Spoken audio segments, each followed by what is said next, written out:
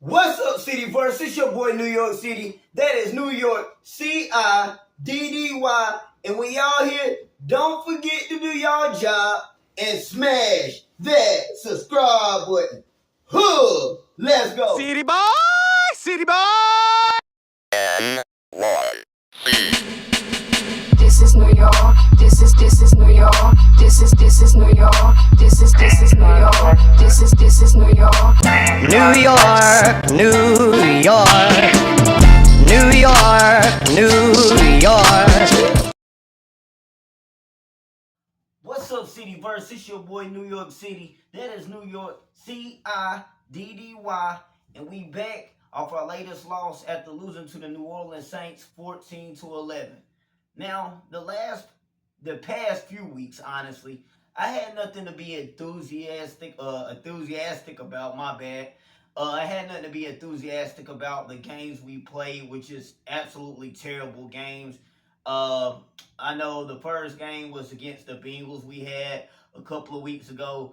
I started watching that game. I got about halfway and I cut that game off. I just decided to get on the phone, do scrolling, mindless scrolling on my phone, Facebook, watch videos, all kind of things. I did everything in my power not to watch that game. And like I said, if y'all got to watch the last video, which I only had a few people watch it, but like I said, I'm not even tripping about that, man. I'm just trying to be consistent going on this year. And I took a couple steps back the last few weeks, but I'm still getting the videos out, which is a plus for me.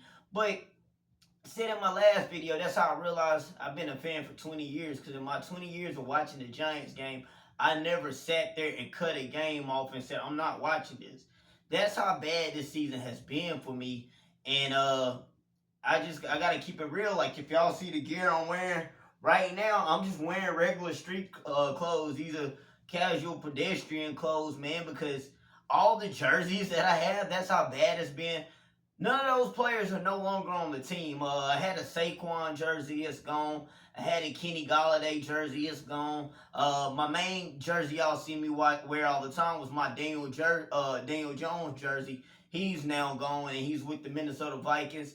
Shout out to you, Daniel Jones. I'm glad you're getting an opportunity, even if you're a backup, to get a chance to learn, be around the team, and have a fresh start. As much as I hate it, I think you're going to ball wherever you go because I still think you got that dog in you, and I just hate that it didn't get to be here with us. But yeah, I told y'all about how I felt about that Bengals game, and it wasn't too much better that game Thursday with the Cowboys for Thanksgiving, because like I said, my cousin's on the team.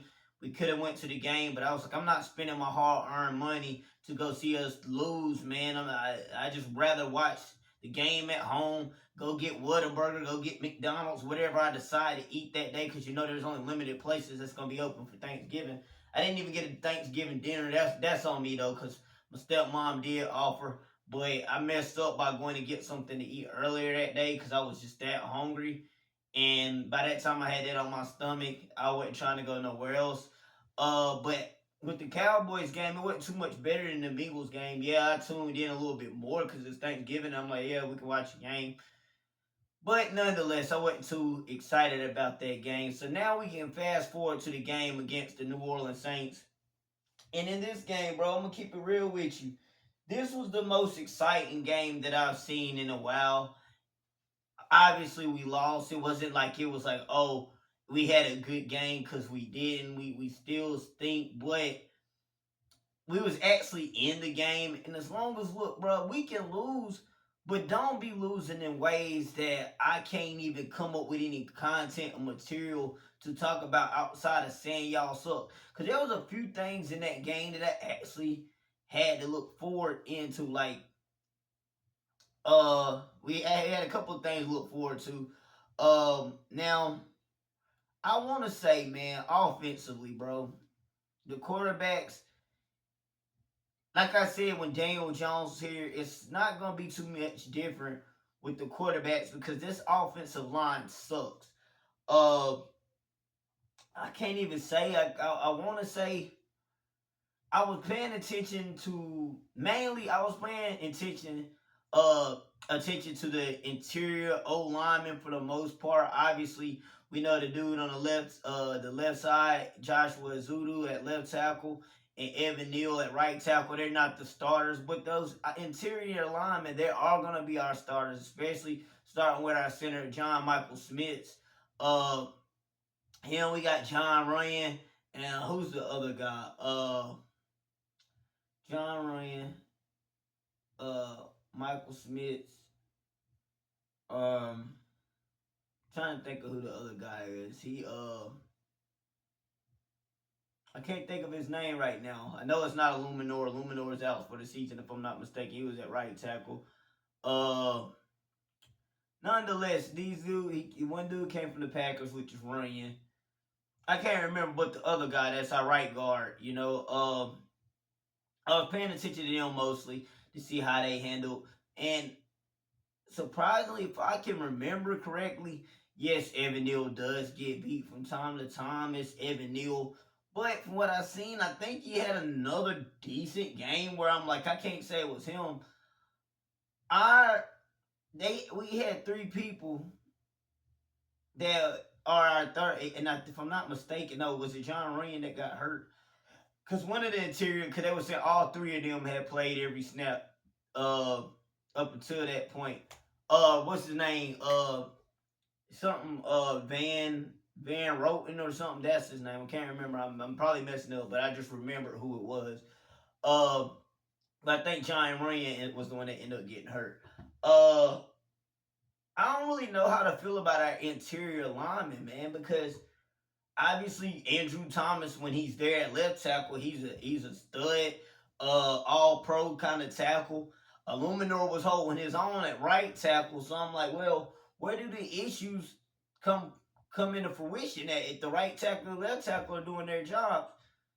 And it's got to be in the middle, obviously. I mean, obviously it has to be in the middle. I want to say it has to start with John Michael Smith, because I was a fan of him coming out of college, but so far these first 2 years haven't been the best display of what he can do. I don't know if it has to do with how he hikes the ball. Like he had a different style of hiking than most NFL linemen have hiking the ball. There's probably getting him, I don't know if it's messing up something timing wise. So I'm a still keep that on him because like he was a rookie last year. But the guards, I think they get beat a little too much. Like as far as when it comes to double teams, I see them get split too much. Now it does. Now I have to say the left tackle and the right tackle that started not being there does make a difference because they were starting to get some kind of chemistry with them, and they probably a little bit better off of passing the double teams off. So that might be where that's at. But I feel like that continues to be an issue for us. Who else? What else was good this game as far as the offense goes? Same with the offense, but this game for me was mainly the defense, and I have a couple of reasons, a specific reason, a special reason for me. But we're gonna move on to the defense, and we're gonna start with the defensive line. I'm not gonna hold y'all. That patchwork defensive line without Dexter Lawrence being there, they were solid, man. I mean, obviously with Dexter Lawrence, you always want Dexter Lawrence in the lineup. I'm like, oh, I'm not gonna say they better without Dexter Lawrence. Heck no, that's stupid. But they were serviceable. You still had Kayvon out there. You had Brian Burns. You still had Elijah Chapman out there. And there was a couple of other people out there that was making some plays, surprisingly, like people that we don't even know. Like they were saying that the ex Michael McFadden, not Michael McFadden, Darren McFadden, no, Micah McFadden. Darren McFadden used to play for the Raiders, running back. But Michael McFadden, they asked him like if you had to name your teammates' first and last name on this team that start now, would you be able to name him? He was like, no, you know what I'm saying? He was like, he probably know nicknames, but he couldn't say their first and last name. So that's how patchwork our D line has been. But they were, they were pretty solid. They held their own. And we was in the game the whole time. The Saints are the Saints. But hey, how bad we've been looking this year. We can't clown anybody like they're trash. But for me, this was a big game for me, and I paid attention because this is the first time in at least a while that I got to see my cousin Trey Hawkins start a game. And not only start the game, I mean, he finished the game. Well, he got start till almost the end of the game where he got hurt. But I seen it because I seen it the first play on defense, and I seen that number 37 out there. I was like, I seen Trey because I seen him make a play. I think if I'm not mistaken, he made the initial tackle on special teams to start the game off. Like Trey, he's a ball hawk, man. I mean, his last name's Hawkins. I mean, that ain't my last name, but that's his last name. And he's a ball hawk, man. He seems to be heat seeking, like a heat seeking missile. He can find wherever the ball carrier down at. He normally tracks him down, and when he does hit him, he hits pretty hard. But I seen him out there the first snap of the game. I was like, oh man, he gonna get him when this game. Cause I was trying to figure out like who's not starting, and I didn't realize Deontay Banks wasn't playing this game. Seen he had later on. I seen he had like some kind of rib issues. But he didn't play, and also Drew Phillips was out. I'm not sure if it was another cornerback out, but I knew the two starting ones of this was my cousin Trey Hawkins and Adoree Jackson. You know what I'm saying? Hawkins is Trey's last name. Jackson is my last name. I feel like it was a good combination of cousins out there, if you ask me. But hey, that's how it went. And he made a few plays. I know the initial I seen him make a tackle on the tight end because I had messaged him on Messenger a little bit later on that night. And I was like, I said the right end, but so because if you watch this is what I meant. I meant the tight end. They made a throw to the tight end, and I'm talking about Trey came like it was like the out route, like he boom, and as soon as he went to go get, like the quarterback went to throw the ball, tight end went to go break on it. Trey was right on it, and he rocked the tight end. I ain't gonna lie, he dropped the ball. So I was like, okay, cuz out there playing physical. He also is known like he makes tackles in the run game. That's what I was telling him, like in the messages. I was like, bro, it's just good to see you coming down and hitting some of these running backs, like getting plays in the backfield. I'm tired of seeing our corner shy away from contact or not being able to tackle. Trey's a more physical corner. He's 6'3". I don't know his exact weight. I want to say it's anywhere between 190 to 200. Honestly, if you ask me, I'm just going to keep it a buck. I'd like to see him add a little bit more weight just for the simple fact of how physical Trey plays. Like, and I'm not going to just act like I just know Trey like that. I met him a handful of times now. And I got to talk to him a few times. But from what I see, he's 6'3", but he's more on the lanky side. And I'm like, you know, him being as physical as I see him play and how he hits people, it'd be nice to see him have just a little bit more weight on him to be a little bit more durable. Like, if he could, because he got speed. If I'm not mistaken, he ran like a 4.3 something. So if he ran like a 4.3 something, him putting on a few extra pounds, it ain't gonna really affect this 40 that much. You know, so that's me. I ain't in the NFL, but that's what I think. But with that being said, I'd like to see him add a little bit more weight so he can be a little bit more durable because Trey don't shy away from contact and he will come and hit you. You know what I'm saying? He will come and hit you. So I like to see a little bit more weight on him. But I seen it, man. I said, look, he's playing solid coverage, and that's what the first time I actually met him, me and my dad was out there talking to him because his rookie year, he was home for the bye week. And I was like, look, man, I ain't in the NFL. Me and my dad both said it.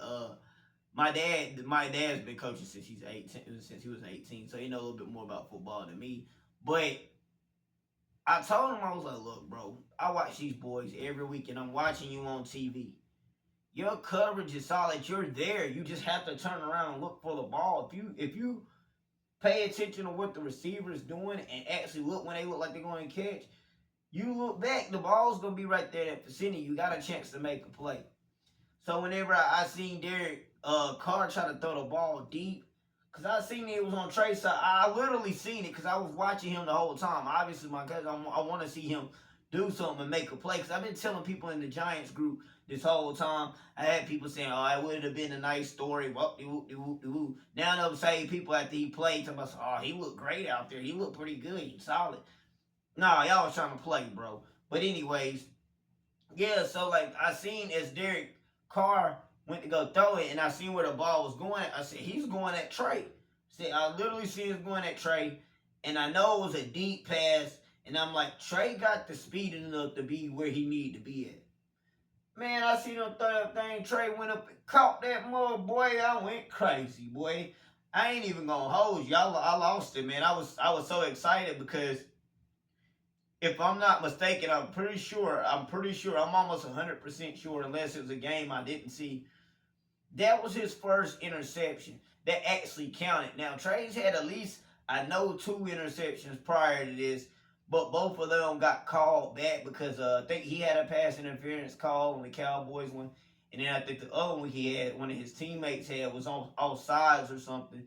So that technically probably should have counted, but it didn't. But from what I seen, this is the first one that actually counted, and I'm proud of you, Trey. Keep doing your thing, man. Like I said a while ago, he got injured. And if I'm not mistaken, they saying it looked like he might be done for the season. At first, I was like, come on, man. Like, you just get his opportunity. But I got to think about it, bro. It's only like 4 or 5 games left in the season. So that's why. And we ain't in the playoffs. So that's why the season might be over. And I'd rather that be the case for him to be able to come back healthy. And not having to worry about re-injuring something. I'd rather hit them just shut him down now. Let him have this all season and fully heal versus him coming back a couple weeks and the injury's still fresh. But yeah. But one thing I did not know, like I had texted my dad about I actually called him and told him about the interception. And they was at church, but they was telling the family, like, "Oh, Trey got his interception, da-da-da-da." And he sent me a picture the next day. He was like, he was the player of the game. I was like, bro, I didn't know that part. I didn't know that he was a player of the game. I seen he got his interception. I seen he ended up getting hurt. But then my dad sent me the screenshot of Trey being the player of the game, and that's what I told Trey in the my bad, y'all. Kind of tired. It's 11 o'clock, about 12 o'clock.